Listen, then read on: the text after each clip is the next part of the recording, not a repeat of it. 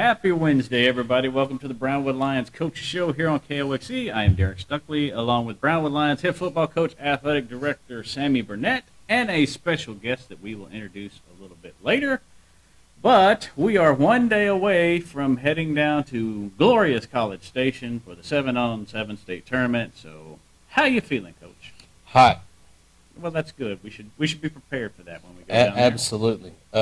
We're leaving in the morning early. We have some kids already gone, but Coach Jones and I will head out real early in the morning because we got to do some registration stuff, and other coaches will follow. And, of course, most of the kids will be there already with their parents. But we'll kick it off at 1:45 against, I think it's going to be Davenport, and then we'll play Hitchcock, and then we'll play the Sunnyvale Raiders. And as you informed me earlier, Step is tagged that as the Pool of Doom. Is that what you said? Pool of Doom, Pool of Death, Pool of something. Well, I think Hitchcock won it last year. They're going to be good. Sunnyvale's always good, and Davenport's good. So we're not bad either. So, like I said, it's go down there and get work in. You want to play at the highest level you possibly can play, and the way you do that is play the people that are at the highest level. So we're excited about the opportunity, so we can't go down there and get some victories.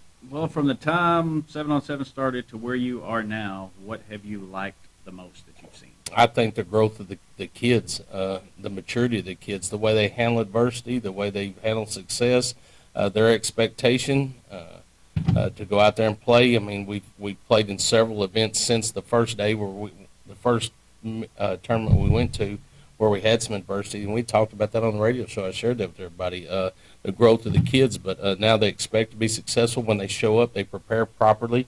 It's a business attitude. The last one we went to was Gym Ned, and we dominated, and it was because of their mentality, what they were trying to accomplish, what they were trying to do, and they went out there and controlled, their future. And I tell them all the time, you're in control. You're in control of everything that happens, positive or negative. We're in control of that.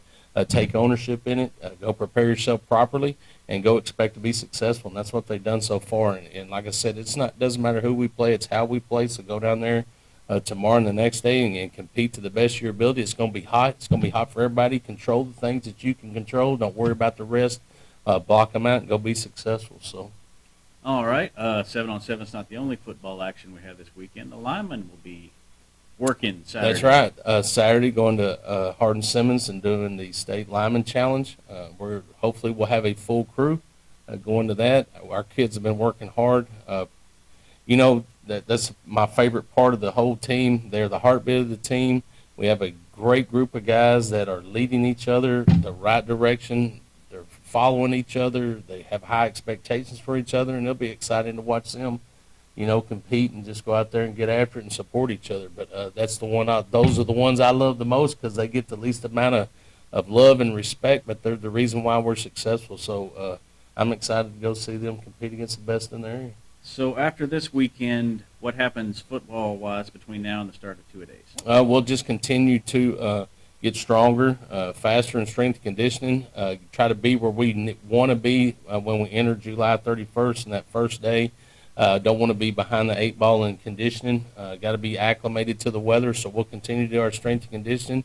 With our kids, they'll have a couple of weeks off. They'll be off when we're going to coaching school in late July.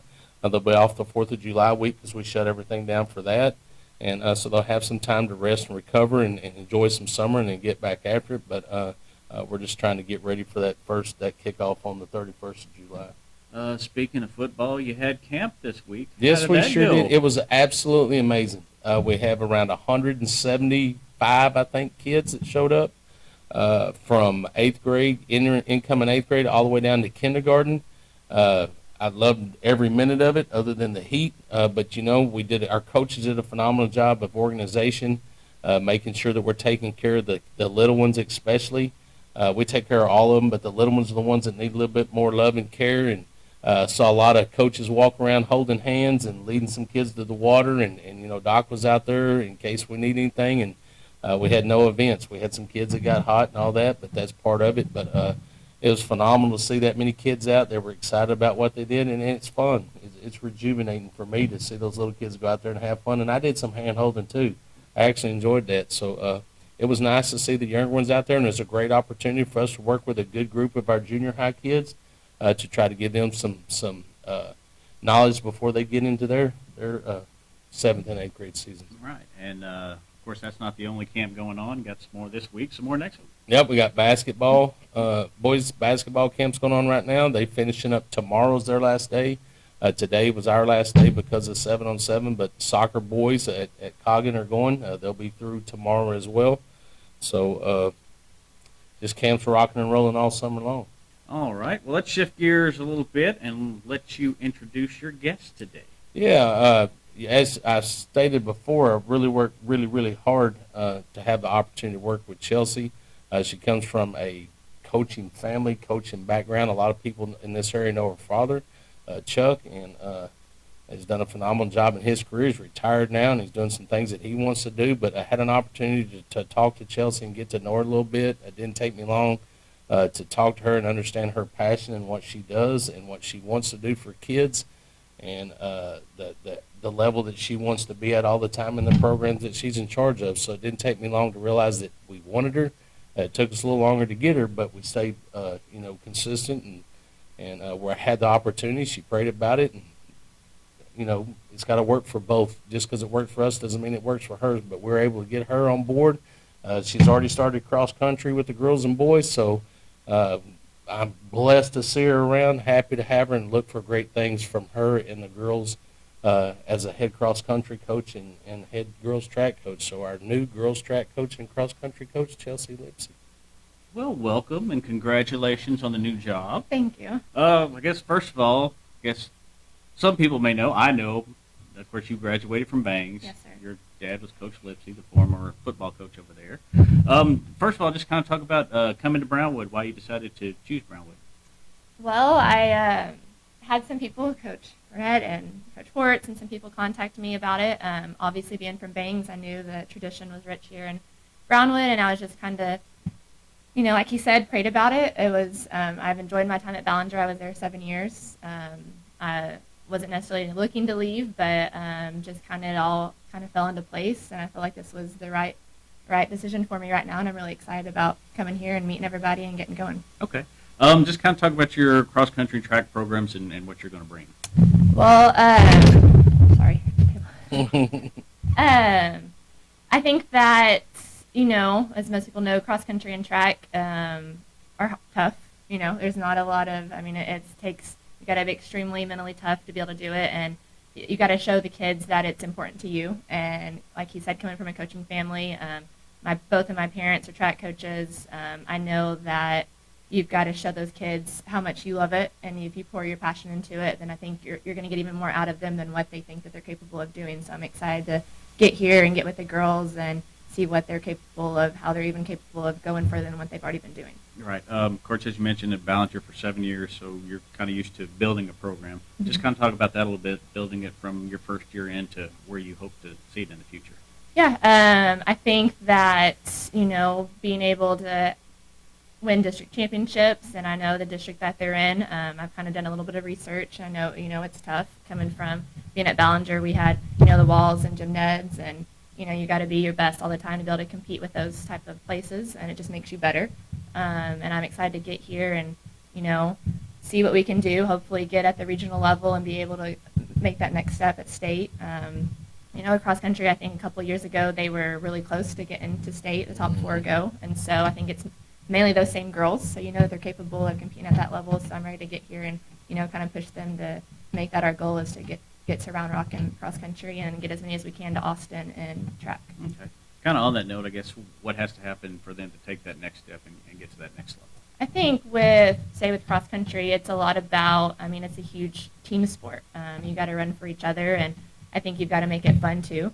And that's what I think I've been able to do at Ballinger is those girls kind of all bought in, and they loved each other and ran for each other and enjoyed being out there with each other. And I think that makes a huge turning point in cross country is when you're able to really enjoy it too, and you're going to run harder for each other and for your coach. And I think that's what we're going to try to do here. Okay. Of course, Ballinger's not that far away from Bangs. Of course, Brownwood's just right down the street. So what does it mean to you to be this close to where you finished high school? Yeah, I think it's really cool. I was only in Bangs my last 2 years. My dad got the job the summer of going into my junior year. But it felt like home really fast, and I still love the people there and keep in contact with some of them. So I'm excited to be back in Brown County and hopefully be able to see some of them around the places too. Well, good deal. Well, we're glad to have you here. Coach, anything else you want to say? Yeah, you can tell why we wanted her. She's very passionate about what she does, very knowledgeable about what she does, and then having an opportunity for me, going to the state track meet and watching the girls that she had coached and brought up through Ballinger compete, and to see all the success they were having, and then to know that we were going to have an opportunity to have her, I was extremely excited. We were on the hush-hush at that point, so we had some things that she wanted to get done at Ballinger, and we respect that for sure. But to get to see those girls and the way they competed, and knowing that we had an opportunity to have a coach at that level come to Brownwood to help our girls who have a strong desire to be successful. They're one of the hardest working group of ladies we have.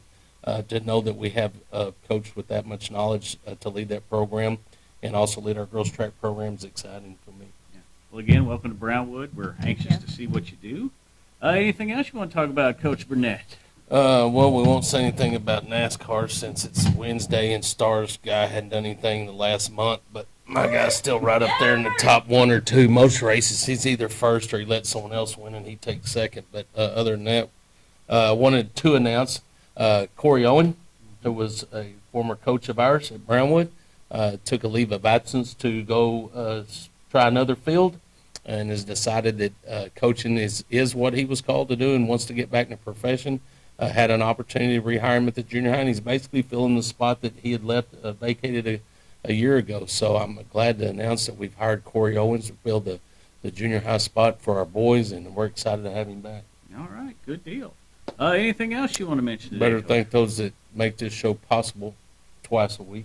Auto Glass Magic, Bruner Auto Group, Syntex Body and Paint, Syntex Equipment Sales, Citizens National Bank, Dan Hill Containers, Dr. Bon Young, Dr. Pepper Bottling Company, Everett Jones Investments, Hendrick Medical, Howie Enterprises, Humphrey Pete's, Heartland Funeral Home, Landmark Admin, MC Bank, Painter and Johnson Associates, Smith and Sharp Agency, Sonic Drive-In, Stanley Chrysler, Texas Bank, Weldon, Wilson Electric, Western Bank, and Willie's Tees. All right. Well, we will be back here Monday to wrap up 7 on 7, the Lineman Challenge, and talk about whatever else comes up here on the Brownwood Lions Coaches Show on KOXE, KOXE.com, the KOXE app, and the KOXE Facebook pages. Great day, Brownwood.